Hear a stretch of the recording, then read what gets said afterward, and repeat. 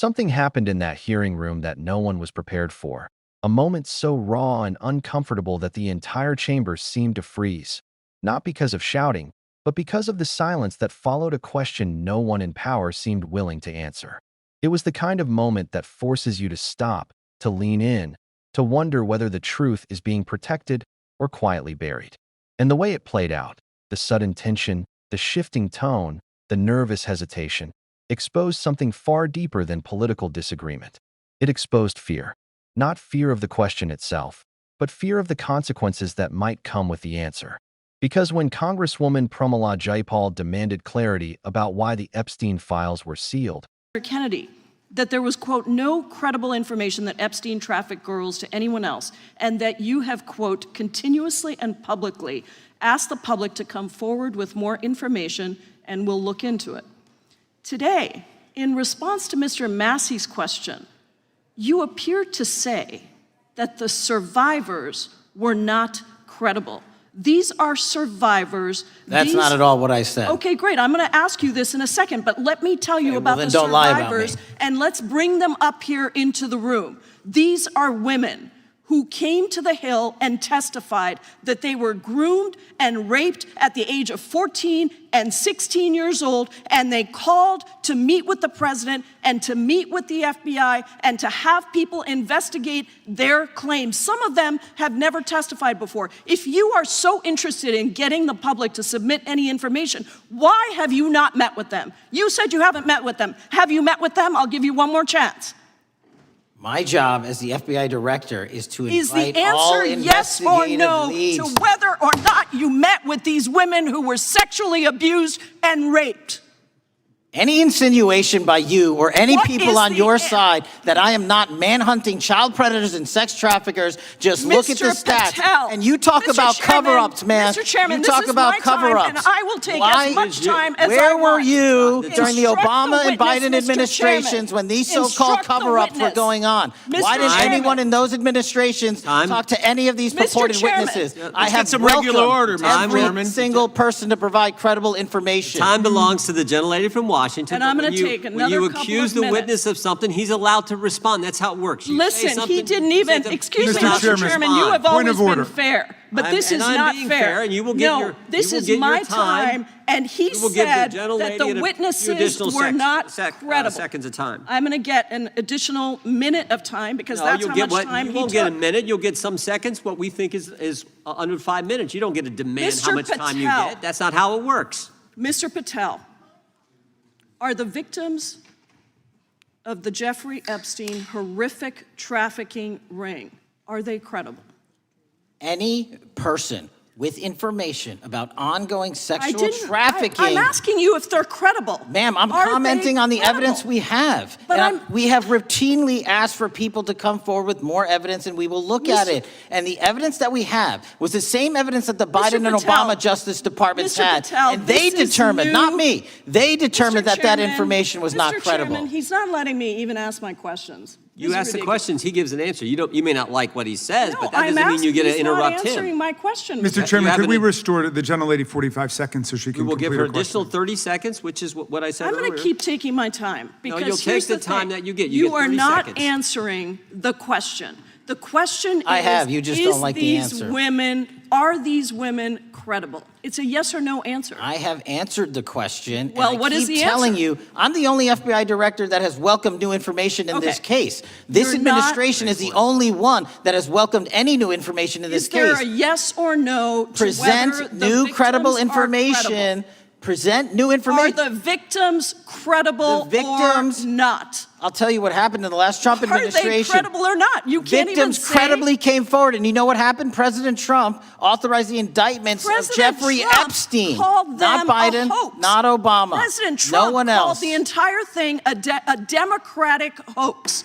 So I would like to ask you, the gentlelady's time has expired. I gave her the additional 45 seconds she requested. The gentlelady yields back. The gentleman from New Jersey is recognized for his 5 minutes. If you would meet with the women who were sexually abused and raped and groomed at the ages of 14 and 16 years old. Are you going to cover up? Are you going to continue to cover up for the rich and powerful men, including those that might be on this committee? I can yell too, Mr. Chairman, but I don't want to yell above this. The time belongs to the gentleman from New Jersey. I appreciate the gentlelady yielding back. Are you going to allow them to testify, Mr. Patel?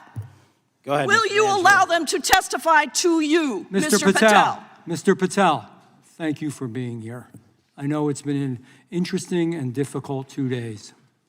And I wasn't going to talk about the Epstein thing because there's a lot of other issues that affect the FBI, but I have to say a few words. I've sat. Why survivors were ignored, and why federal officials suddenly reversed their promises of transparency the moment certain names surfaced in the evidence. You could feel the unease ripple across the room. It wasn't just confrontation. It was exposure. And for the first time in a long time, the facade around this case cracked in public. Jayapal wasn't tossing out trick questions. She wasn't setting traps. She asked the kind of questions any normal person would expect straightforward answers to. Who knew what? Who discussed what? And why did transparency collapse right when the information became politically sensitive? The real shock wasn't the question. The real shock was how desperately those answers were avoided.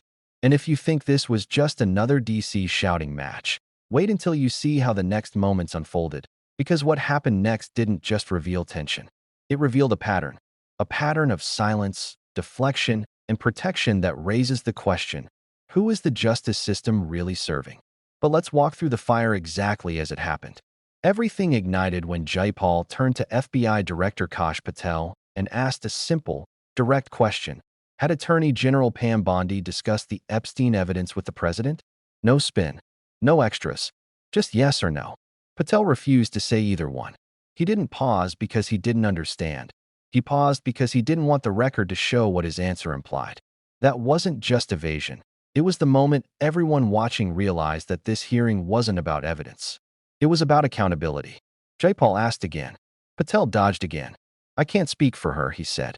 Not, I don't know. Not, I never heard of it. Just, I can't speak. That carefully chosen phrase is a bright red flag in hearings like these, and Jayapal knew it. She cut straight to the truth. You are refusing to answer. And that's when she dropped the piece of reporting that shifted the entire energy in the room.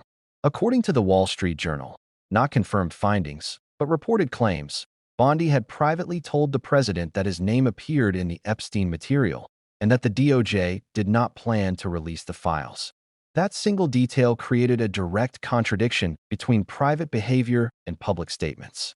Transparency promised, secrecy delivered, and nobody on that panel could pretend not to understand what that meant. Then Jayapal took the discussion somewhere Patel couldn't deflect from: the survivors. Girls who were just 14 and 16 when they were groomed. Girls who said they were abused. Girls who traveled to Washington to ask for accountability. Girls who asked to meet with federal officials and were denied.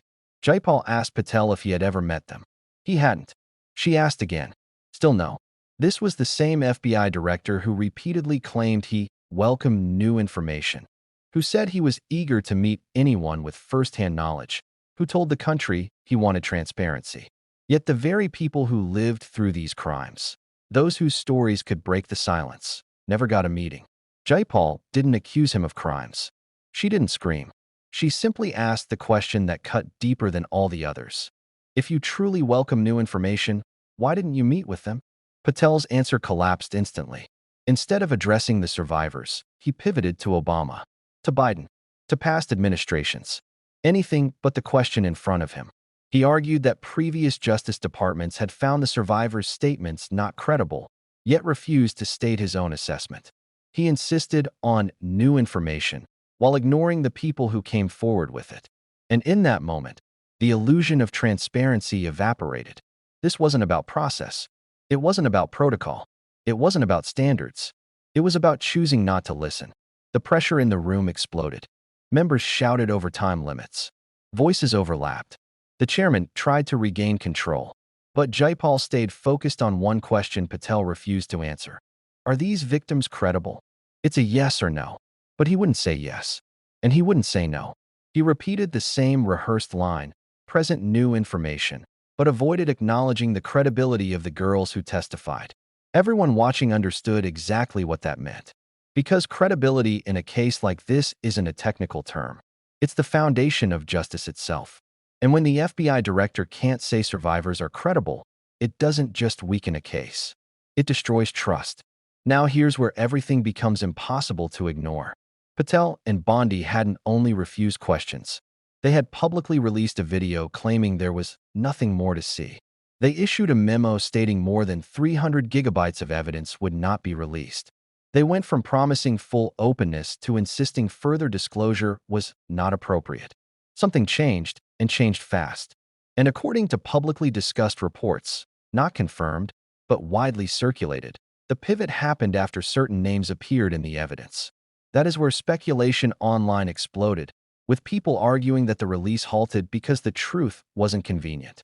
Others believe the evidence was far more sensitive than expected. And some observers argue that officials feared the political fallout more than the backlash from keeping the files sealed. Whatever the reason, the shift from everything will be disclosed to nothing more will be released raises one unavoidable question. Why did transparency in the moment the information became uncomfortable? You don't have to be political to recognize how that looks. And Jayapal didn't let them hide from it. She wasn't grandstanding. She wasn't aiming for viral moments. She was fighting for victims who had been ignored for far too long. She understood that this wasn't just a case. It was a test of whether truth still matters when it threatens the powerful. Patel came into his role promising fearlessness, promising he would follow every lead, promising no one was too important to question. But in that hearing, when the questions pointed toward places people didn't want to look, his confidence cracked. His clarity disappeared, and his commitment to transparency suddenly had limits. That contrast is the story, because the Epstein case has always represented something larger, a system where the powerful are protected, where evidence disappears, where victims wait years to be heard, and where transparency is treated like a threat. That's why this moment hit so hard. That's why the silence was louder than the shouting. That's why the hearing mattered. When an elected official asks whether survivors are credible, and the head of the FBI cannot say yes, something in the system is broken. This isn't about left versus right. It isn't about which administration handled what. It isn't about political allegiance. It is about whether justice is real or only real when it's easy. And in that room, the answer couldn't have been clearer. The truth is simple. The deeper you look at this confrontation, the more obvious it becomes that this wasn't a political clash. It was a moral collision. One that exposed the real divide. Not Democrat versus Republican, but truth versus protection. Accountability versus avoidance. Sunlight versus secrecy. When Patel refused to answer, he didn't just frustrate a committee. He confirmed a fear many Americans already had, that justice bends when the names involved are powerful enough. Jayapal kept pushing because she understood exactly what was at stake. Not a headline, not a talking point. Trust. And trust, once broken, rarely returns. What happened in that room should worry anyone who believes in fairness. Because when transparency becomes optional, when survivors are sidelined, when basic questions cannot be answered, the system doesn't collapse from outside pressure, it rots from within. And if sunlight truly is the best disinfectant, this hearing showed exactly why some people keep fighting to shut the blinds. The truth doesn't vanish. It waits. It lingers. It resurfaces. And every time someone refuses to answer a simple yes or no question, the truth gains more strength. That's why this moment matters. Because secrets don't stay buried forever. And when the truth finally comes out, it never arrives quietly. If you found this breakdown important, powerful, or eye-opening, make sure to hit subscribe, tap the like button, and turn on notifications so you never miss stories that expose what others want hidden. The more people watching, the harder it becomes for anyone to bury the truth.